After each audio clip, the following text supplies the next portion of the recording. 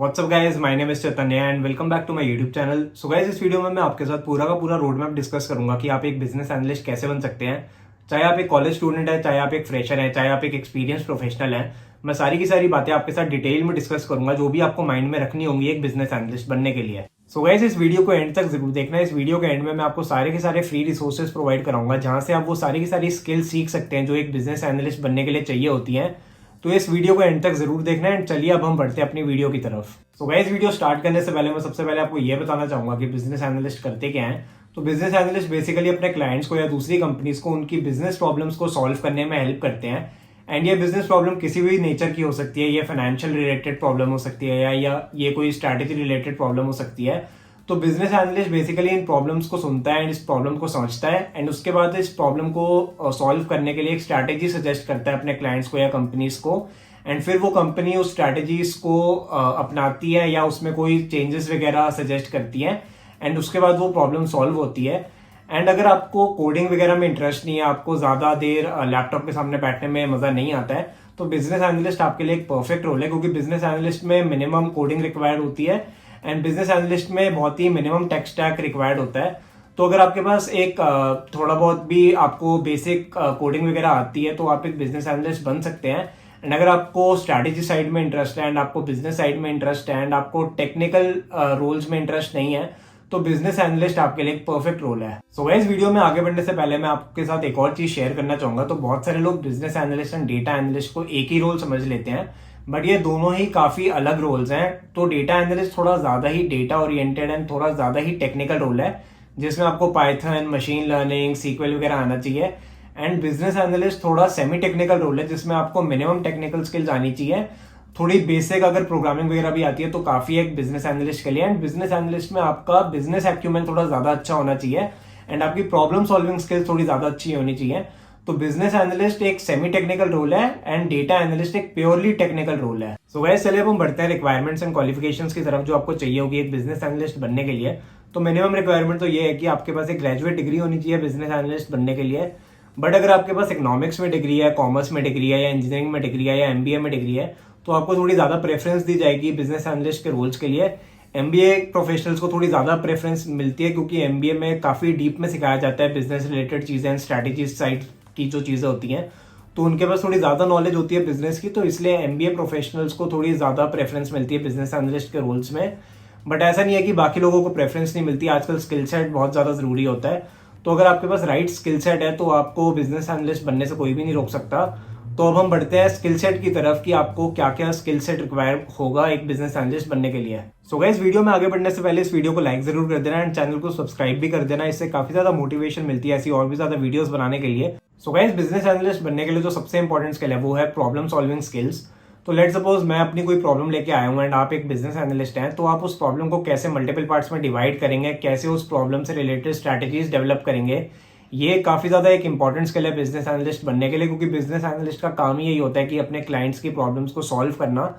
तो आप कैसे उस प्रॉब्लम को एफिशिएंटली सॉल्व करेंगे, ये काफी ज्यादा एक इंपॉर्टेंट होगा बिजनेस एनालिस्ट के लिए।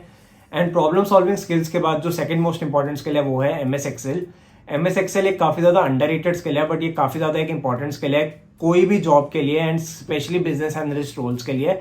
तो एमएस एक्सेल आपको थोड़ा इंटरमीडिएट लेवल तक का नहीं, थोड़ा एडवांस लेवल तक का आना चाहिए, जिसमें आपको V lookup, x lookup and pivot tables वगैरह बनाना, चार्ट्स वगैरह बनाना आना चाहिए।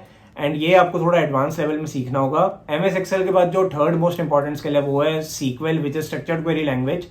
थोड़ा बहुत आपको टेक्निकल भी सीखना होगा। तो सीक्वल से हम बेसिकली डेटा को एक्सट्रैक्ट करते हैं, तो डेटा को थोड़ा बहुत एक्सट्रैक्ट करने के लिए आपको थोड़ा इंटरमीडिएट लेवल तक का सीक्वल भी आना चाहिए।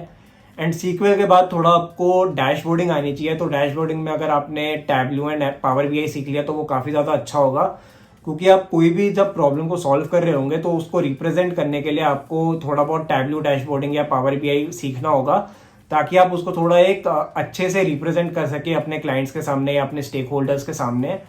एंड टैबलू और पावर बीआई के बाद आपको एमएस पावर पॉइंट आना चाहिए। एक प्रेजेंटेशन स्किल्स आपकी काफी ज्यादा अच्छी होनी चाहिए, ताकि आप अपने स्टेक होल्डर्स के सामने या क्लाइंट्स के सामने एक इफेक्टिव वे में प्रेजेंटेशन दे सके एंड वो प्रेजेंटेशन काफी ज्यादा अच्छे से होनी चाहिए। तो एक ये वाली स्किल काफी ज्यादा इंपॉर्टेंट होती है बिजनेस एनालिस्ट बनने के लिए। आपको MS पावर पॉइंट काफ़ी ज़्यादा अच्छे से सीखना होगा, आपको MS एक्सेल भी काफ़ी ज़्यादा अच्छे से सीखना होगा। एंड इन सारी स्किल्स के बाद जो आपकी सॉफ्ट स्किल्स होती हैं, एक स्टोरी टेलिंग स्किल होती है, तो ये आपको और भी ज़्यादा अच्छे से सीखना होगा कि आपकी जो भी रिसर्च है, जो भी आपने एनालिसिस करी, जो भी आपने स्ट्रैटेजीज डेवलप करी है उस प्रॉब्लम को सॉल्व करने के लिए, वो आपको अपने क्लाइंट को काफ़ी इफेक्टिव वे में समझानी है।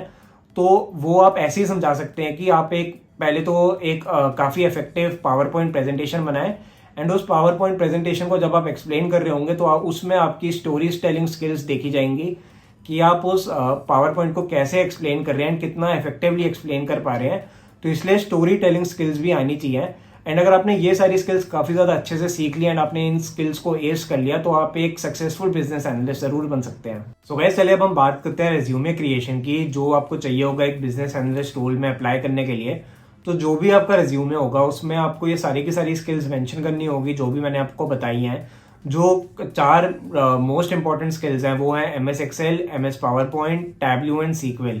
ये 4 स्किल्स आपको हमेशा मेंशन करनी है अपने रिज्यूमे में, ताकि आपका रिज्यूमे शॉर्टलिस्ट हो सके। क्योंकि अगर आपका रिज्यूमे शॉर्टलिस्ट नहीं होगा तो आपको कभी भी कॉल नहीं आएगी एंड आपका इंटरव्यू वगैरह नहीं हो पाएगा। तो ये 4 स्किल्स आपको जरूर मेंशन करनी होगी। एंड हाँ, आपको 5वीं स्किल जो प्रॉब्लम सॉल्विंग स्किल है, ये तो सबसे ज्यादा इंपॉर्टेंट स्किल है, तो इसको तो हमेशा टॉप पे मेंशन करना जब भी आप अपने रेज्यूमे को एडिट वगैरह कर रहे होंगे। तो स्किल सेक्शन में आप problem solving, MS Excel, MS PowerPoint, Tableau and SQL, ये सारी स्किल जरूर मेंशन करना। ये आपके रेज्यूमे की शॉर्टलिस्ट होने की प्रोबेबिलिटी बढ़ा देगी।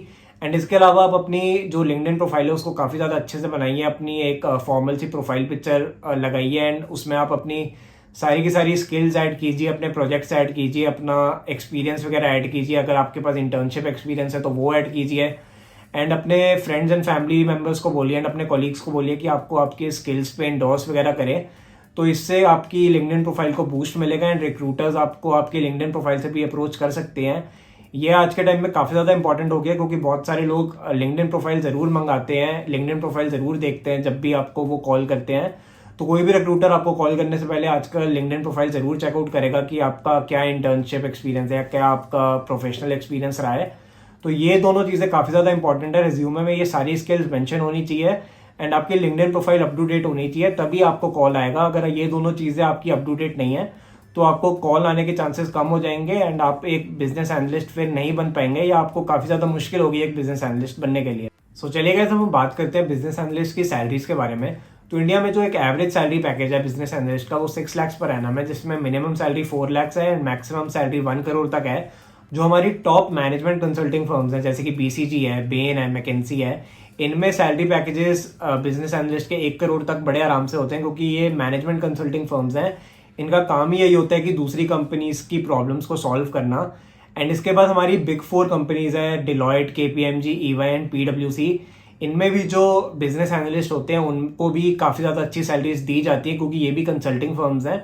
इनका भी यही काम होता है कि दूसरी कंपनीज की प्रॉब्लम्स को सॉल्व करना। तो जो ये हमारी 7 कंपनीज हैं, बिग 4 कंपनीज, और जो हमारी टॉप मैनेजमेंट कंसल्टिंग फर्म्स हैं, ये इंडस्ट्री लेवल से थोड़ी ज़्यादा ही सैलरीज देती हैं, क्योंकि इनका मेन काम ही वही है। एंड फिर जो बाकी की सर्विस बेस्ड कंपनीज हैं उनमें थोड़ी नॉमिनल सैलरीज ही होती है बिजनेस एनालिस्ट की। तो अगर आपके पास MBA डिग्री है तो आपके चांसेस काफ़ी ज़्यादा अच्छे हैं इन 7 कंपनीज में सिलेक्शन होने के। तो आप अकॉर्डिंगली अप्लाई कर सकते हैं। ऐसा नहीं है कि MBA वाले ही उन कंपनीज में जाते हैं। अगर आपके पास फाइनेंस में डिग्री है या इंजीनियरिंग में डिग्री है या कॉमर्स में डिग्री है, तब भी आप इन कंपनीज में जा सकते हैं। आप अपने रिज्यूमे को अच्छी शेप दीजिए एंड अपनी LinkedIn profile up to date रखिए, तो आपका सिलेक्शन जरूर इन टॉप कंपनीज में हो सकता है। तो गाइस, इसी के साथ ये वीडियो एंड होती है। आई होप ये वीडियो आपको अच्छी लगी हो। अगर ये वीडियो आपको अच्छी लगी हो तो प्लीज इस वीडियो को लाइक कीजिए एंड चैनल को सब्सक्राइब भी कीजिए। I will see you all in my next video. Have a great day ahead. Till then take care and bye bye.